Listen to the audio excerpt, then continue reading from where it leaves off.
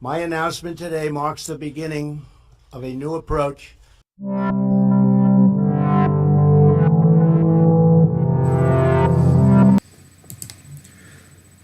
12 spies sent by Moses to observe the land of Canaan returned from their mission, but only two of the spies had a positive report about the promised land: Joshua and Caleb. The others spoke disparagingly about the promised land and caused the children of Israel to cry and panic and despair, and didn't even want to enter the promised land. For this, for their lack of faith, they were punished by God, and that generation would never enter the promised land because of their lack of faith. God decreed that for all generations this date would become a day of crying and misfortune for their descendants, and that has been proven time and time again. The first and second temples were both destroyed the same day, the 9th of Av, Numbers 13, Numbers 14.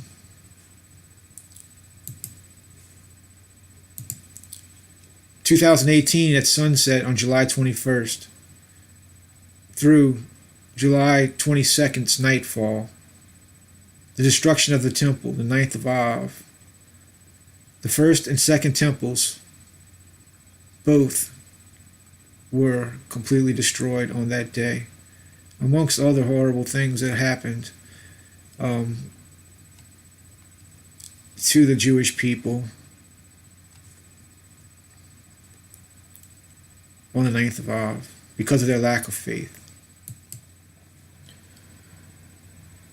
Look to the God of Abraham, to the God of Isaac, and to the God of Jacob as your Lord, as your King, and He will protect you and lead you.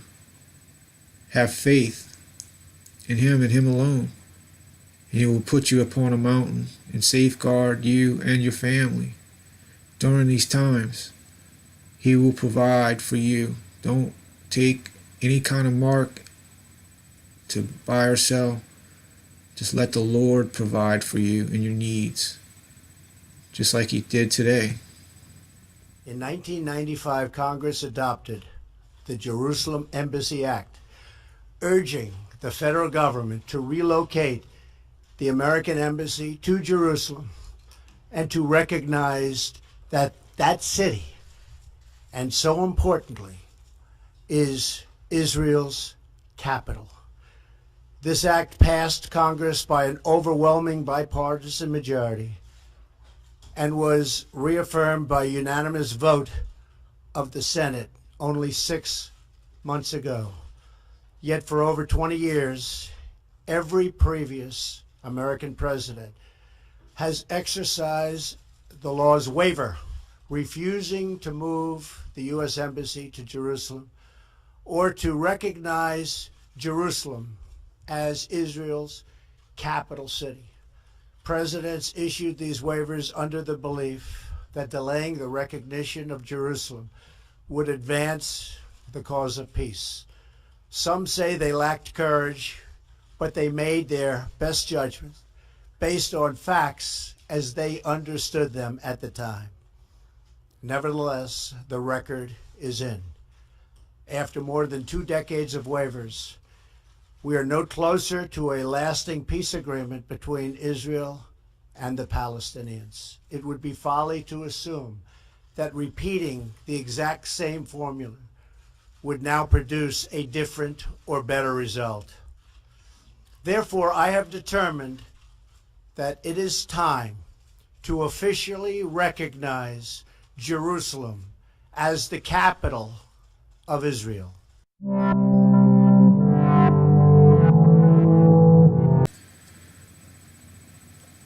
The temple was first built in 957 BC. It was destroyed in 586. The second temple was built in 515 BC. It was renovated by King Herod in 20 BC and destroyed in 70 AD, or Common Era. Jesus died and was resurrected in the year 33. Subtracted from the year the temple was destroyed, 70, and it equals 37 years. That's a star number and a triangle number that's used. It's the third star number, and it's used by the Lord in a variety of ways. This the 37. The Temple Mount sits on 36 acres. 36 times 3 is the 108, the sacred 108. But it equals 1,568,160 square feet. If you add all those numbers together, it equals 27, which is the perfect cube. You can't calculate cubic yards of concrete without the 27. You have to have it. But when adding them all up, it's 27, the value for the name Jesus, using the English septenary cipher. An acre is 43,560 square feet. When you add all those together, sum total is 18, which is 6 plus 6 plus 6.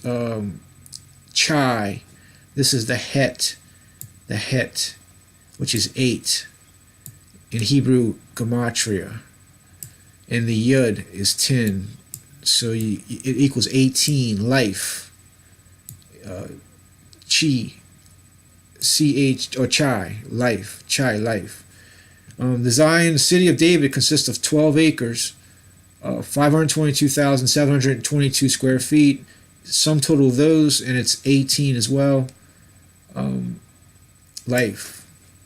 And the city of Zion is where the Temple of Solomon, by the Gihon Spring, was first constructed. The city of David, Zion, the original location of Jerusalem. Het, Yud, 18, Chai, life, or the beast, according to Strong's Concordance. So this is the Dome of the Rock. It consists of 36 acres of land,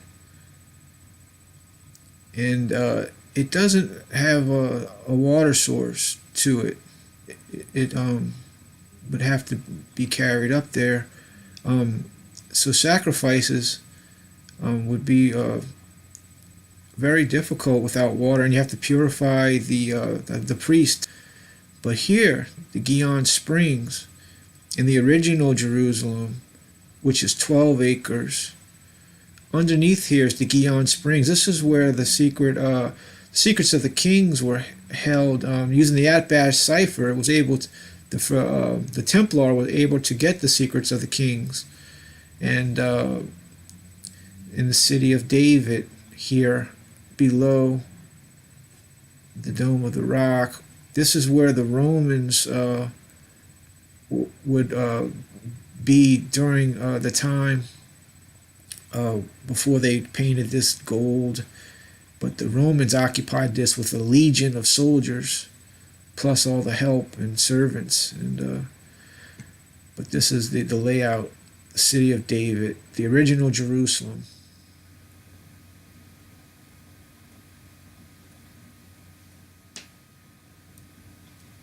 This is a depiction of King Solomon's temple, which would have been in the city of David, in the Jerusalem that sits below the Dome of the Rock. In the Zion, the city of David. And this would have been the restored temple that Herod restored.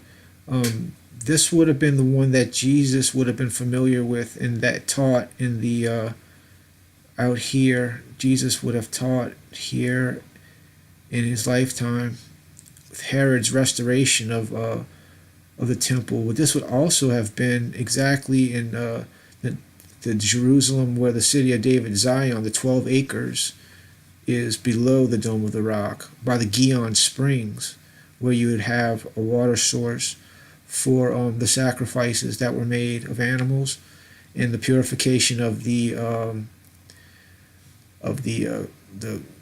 the priests of Israel before they went to the altar. According to the historian, the Roman historian in the first century, Josephus, it was so thoroughly laid even with the ground by those that dug it up to the foundation that there was left nothing to make those that came thither to believe it had ever been inhabited. Completely gone, just like the prophet said, just like Jesus said, not one stone laid upon another. So that the Wailing Wall, the Western Wailing Wall, that would make what Jesus said in Matthew 24 not correct. But the prophets and all said that it would be what this secular historian is saying. It's just completely decimated. And Jesus went out and departed from the temple, and his disciples came to him to show him the buildings of the temple. And Jesus said to them, See ye not all these things? Verily I say unto you, that not be left here one stone upon another that shall not be thrown down. The Western Wailing Wall can't be the correct place for the temple that they're thinking where it was, because it's using the words of Jesus, and he's saying that wall shouldn't exist. And also, I think Micah the prophet was saying that it would be just plowed down like a field, nothing left.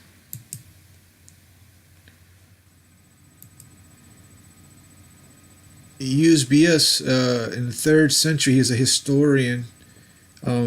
His quote is, "The hill called Zion in Jerusalem, the building there, that is to say the temple, has been utterly removed or shaken.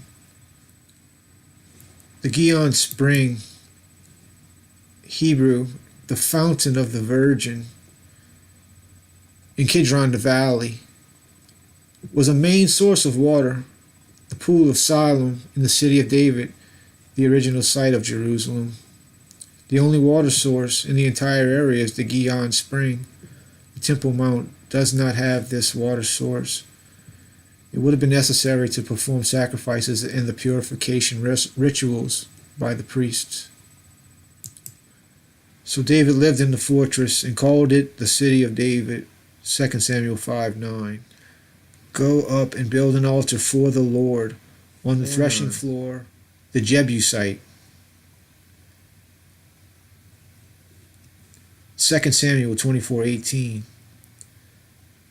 The Lord ordered him to purchase that and then build the altar, which he would declare to be the city of David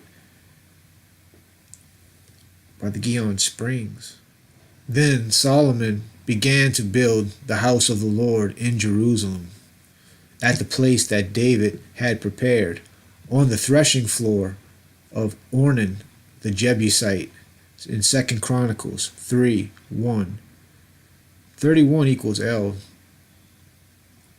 God.